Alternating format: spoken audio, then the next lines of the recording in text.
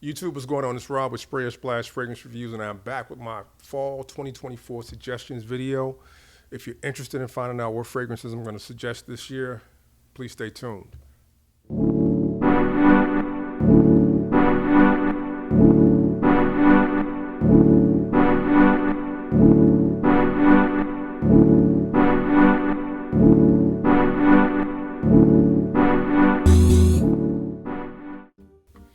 So for this particular video, I kind of split it up. I'm going to do early fall and late fall.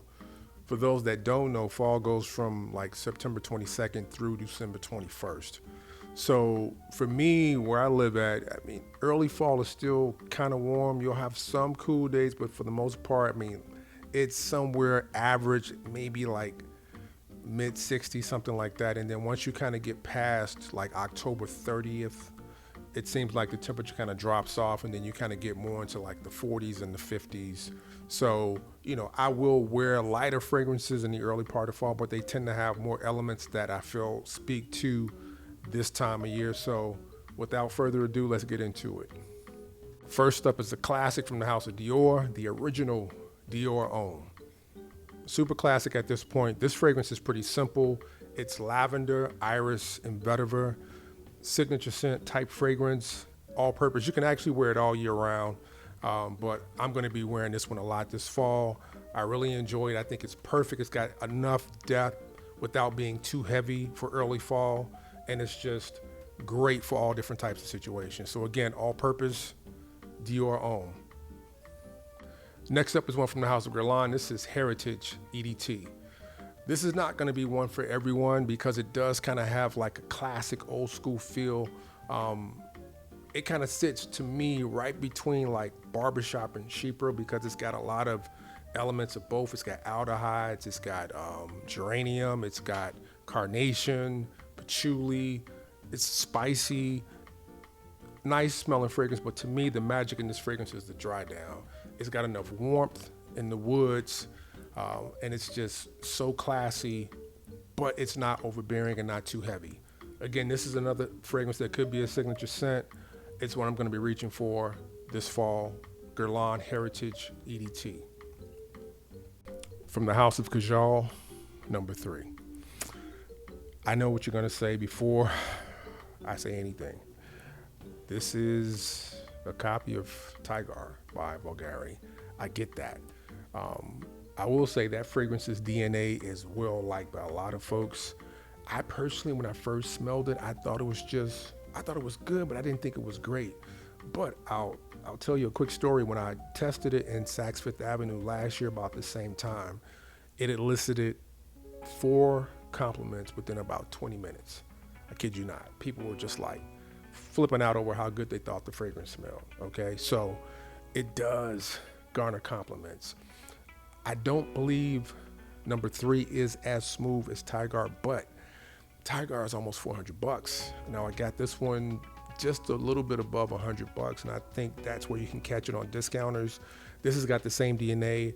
I don't think it's as smooth, but it's pretty much the same fragrance. The fragrance is about like lemon, ginger, ambroxan, and I think one more thing. That's like pretty much the primary like thing you get with the fragrance, even though it's got other notes. That's kind of what I think draws people into the fragrance. It smells great in the air, a lot easier on your pocketbook than Tiger. So again, Kajal number 3. From the house of Comme des Garçons, Florental. It is basically incense, plum, and sandalwood. Other things are listed, but that's kind of like what you get from this fragrance. Warm, comforting, sexy, not too heavy, just right, and a little different than the norm. All right, that's what Comme des Garçons does. I think a lot of you guys would enjoy it. Florental. From the house of Xerjoff, this is Oudin. Citrus, rose, coffee, a little vanilla in the base. It almost kind of comes off like it's got lavender in it, but I don't believe lavender is listed as a note. It's got a different feel. It's very interesting, and it smells good in the air. I think a lot of you guys would like this one. If you've never checked out this one, check it out. From the house of Xerjoff, Oudin. Now we're moving on to the latter part of fall. a little more heavy fragrances. This one is from the house of Xerjoff. This is Ivory Root. Patchouli, spices, sandalwood. This is a really nice one. It's not loved by everyone, but on my skin, it smells really good. And then it's got like a little bit of vanilla in the base, which sweetens it up. So Ivory Root, Xerjoff. One that I know a lot of you guys really enjoy, and unfortunately it's a little harder to find. This is from the house of Issey Miyake. This is Noir Ombre.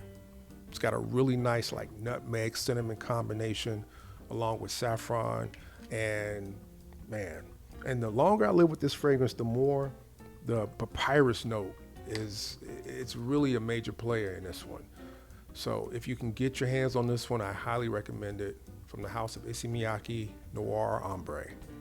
One I don't talk about a whole lot, from the house of Dior, this is Fahrenheit Absolute. Really nice fragrance for when it begins to get a little cooler out. It's got the basic Fahrenheit DNA, but you can add myrrh to that, incense, and they took the woods and kind of amped it up. They list this one as having oud, but I don't know if I believe that. It's just a little heavier in the woods department. Really great fragrance, and it doesn't have like as much as the Petro note as the original does. It's a little smoother, but nice vibe, just right for when it gets cooler. Fahrenheit Absolute. It is discontinued. It can be found if you're willing to do a little bit of looking. All right, again from Dior, Fahrenheit Absolute. I've got two from the house of Frank Beauclerc to close this one out. The first one is a fragrance called Vinyl, right? This has got a very nice lemon and mandarin orange top note, but then it transitions into a really nice Jack and Coke accord that is very, very likable. I think this fragrance is perfect for going out, perfect for whether it's dinner, nightclub, bar and grill. I think it's got the perfect vibe for that, perfect complement for that. And you can get this one at a nice price, just at about $100. I think it's well worth it. It's not too boozy, it's just right. From the house of Frank Beauclerc, Vinyl. Another one is Tobacco, same house. This fragrance has got this really nice combination of like tobacco, plum, clove, and vanilla. It smells amazing in the dry down, and it is, I don't want to say it's criminally underrated, but it's underrated. And I think that with the bang for buck you get with this fragrance, that more folks should be talking about it. I know a lot of other tobacco fragrances tend to get talked about a lot in FragCom, but Tobacco by Frank Beauclerc really is a steal, in my humble opinion. I really think for the price point, you are hard pressed to find something that is just as good as this. So please give this one a try. I think a lot of you will be really happy you did. All right, Tobacco from Frank Beauclerc. I've got one bonus. My bonus fragrance is from the house of Zahara, from the Zet Creators collaboration. This is Second Soul, a sexy, clean suede that's got a little bit of smoke and a little bit of spice. It's got a slight barbershop feel, but I think the dry down on my skin is just amazing. You can't really go by what you get on the nozzle. You really got to put this one on skin.